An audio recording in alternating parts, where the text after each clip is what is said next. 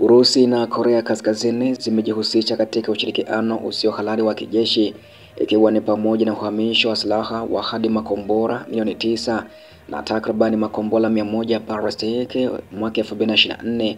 Taarifa hii ni kulingana na ripoti ya Multilateral Sanction Monitoring Team, yaani MSMT, iliyochapishwa Mei 29. MSMT inayoundwa na nchi takribani 11 wanachama kutoka Umoja wa Mataifa na iliweza kuundwa mwezi wa 10 2024 ili kufuatilia na kuripoti kuhusu utekelezaji wa vikwazo vya Umoja wa Mataifa dhidi ya Korea Kaskazini kutokana na kuimarika kwa uhusiano wake wa kijeshi kati yake na Moscow. Ripoti ya kwanza ya shirika hilo inatoa ushahidi ya kwamba Korea Kaskazini na Urusi zilikiuka maazimio ya Baraza la Usalama la Umoja wa Mataifa UNSCR na zilihusika katika shughuli haramu mwaka 2024. Ukiukaji huo unajumuisha uwasilishaji wa silaha na zana za kijeshi, mafunzo ya Urusi kwa wanajeshi wa Korea Kaskazini kwa ajili ya kutumwa katika mapambano ya moja kwa moja dhidi ya vikosi vya Ukraine, usambazaji wa bidhaa za petrol iliyosafirishwa kwa Korea Kaskazini juu ya viwango vilivyowekwa na Umoja wa Mataifa na benki ya mwandishi kati ya nchi hizo mbili. Inakumbukwa katika mwaka 2024 pekee Korea Kaskazini iliweza kuitumia Urusi takribani makombora 100 balistiki. Jimbo ambalo liliweza kushiriki la MSMT lililopatikana limesema hivyo, ambako pia makombora hayo baadaye yaliweza kurushwa hadi huko nchini Ukraine ili kuharibu miundombinu ya kiraia na kutishia maeneo yenye watu wengi kama vile Kyiv na Zaporizhzhia.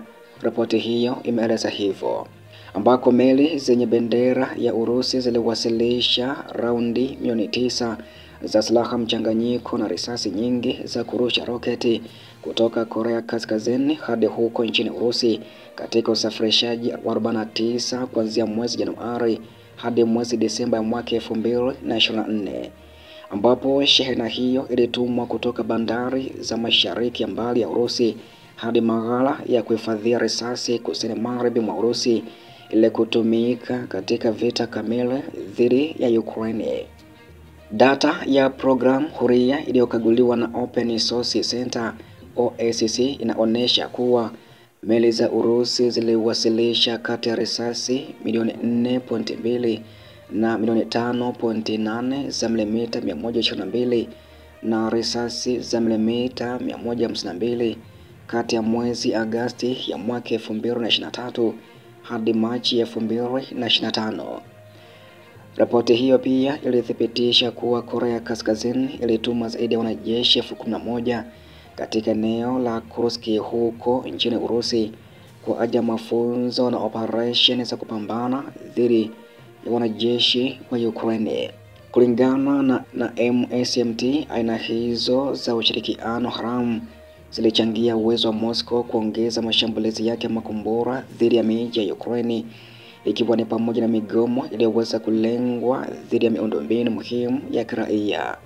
MSMT pia iliweza kurekodi uhamishaji wa silaha kutoka Urusi hadi Korea Kaskazini, ambako Moscow inaaminika kulituma mifumo ya ulinzi wa anga ya masafa mafupi ya Pyongyang, ambako mifumo ya kisasa ya kivita elektroniki na takribani gari moja la kivita la kiwango cha Panzer.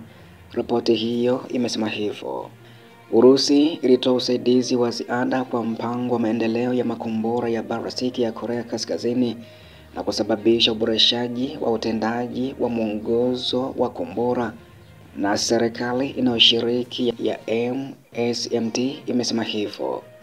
Uhamishaji wa silaha uliorekodiwa unakiuka vikwazo vya muda mrefu vya Umoja wa Mataifa juu ya usafirishaji wa nyenzo kati ya nchi wanachama wa Umoja wa Mataifa na Korea Kaskazini.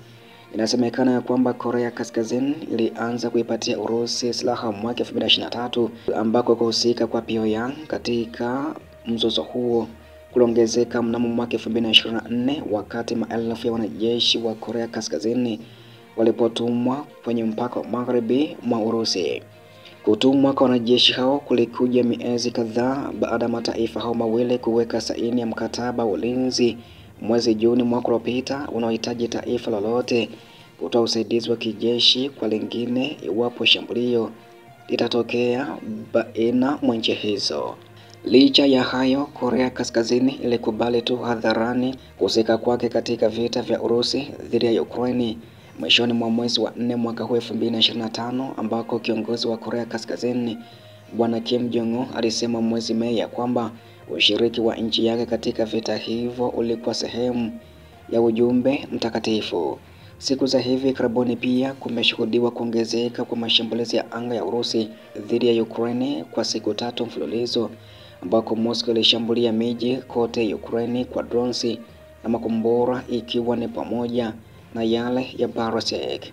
Ripoti ya MSMT ilithibitisha kuwa Urusi imeshambulia Ukraine kwa makombora ya balistiki yaliyotengenezwa huko Korea Kaskazini, na kwamba silaha hizo zina sehemu za kigeni zinazotolewa na wasambazaji wa kigeni. Pia ripoti nyingine ni kuhusu wakazi kutoka maeneo ya Urusi ambao wamelalamika kwamba makazi yao hayakaliki tena, ambako imeelezwa kwamba wakazi katika maeneo ya Urusi kwenye mpaka wa Ukraine wanalalamika kuwa eneo hilo linazidi kutokalika kutokana na hatua za serikali, huku kukiwa na jaribio la Moscow la kuanzisha eneo la buffer. Taarifa hii ni kulingana na simu iliyonaswa na shirika la kijasusi la kijeshi la Ukraine maarufu kama HUR iliyochapishwa Mei 29. Rais wa Urusi Bwana Vladimir Putin alisema hapo Mei 22 mwaka huu ya kwamba nchi yake au vikosi vyake aliweza kuviamuru kuanza kuunda eneo la buffer ya usalama kando ya mpaka wa wilaya au mikoa ya Kursk, Bryansk na huko Belgorod. Katika simu hiyo, mkazi wa Belgorod ya Urusi anadai ya kwamba mamlaka imekata gesi mpakani. Spika na tabiri uhamishaji wa lazima utafuata kadri hali ya maisha inavyozidi kuwa mbaya katika eneo hilo.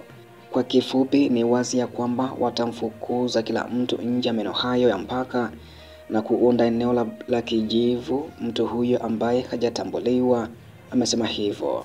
Maeneo ya kijivu hurejelea maeneo kando ya mpaka na mstari wa mbele ambapo kuna udhibiti unaogombaniwa au usio wazi. Mkazi anayezungumza juu ya wito anatarajia kuwa eneo hilo litakuwa la kijeshi sana, litagawanywa kutoka kwa eneo lote. Wacha watengeneze makazi ya muda kanda, na ndivyo hivyo wataizungushia uzio kwa waya. Mkazi huyo alisema hivyo.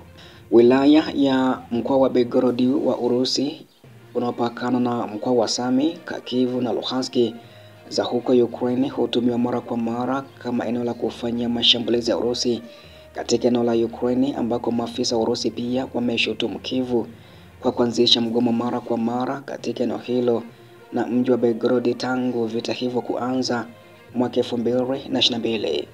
Ukraine ilianzisha mashambulizi madogo katika eneo la Belgorod mwishoni mwa mwezi Machi, ikiashiria operation ya pili ya kuvuka mpaka ya Kyiv katika eneo la Urusi baada ya uvamizi wake huko Kursk mwezi wa 8 mwaka 2024. Vikosi vya Urusi sasa vinaripotiwa kukusanyika kando ya mpaka kujitayarisha kwa mashambulizi yanayoweza kutokea dhidi ya Sami huko nchini Ukraine. Huduma ya walinzi wa mipaka ya jimbo ilisema hivyo. Moscow imeonyesha mara kwa mara mipango ya kuunda eneo la buffer kati ya Ukraine na Urusi katika eneo hilo.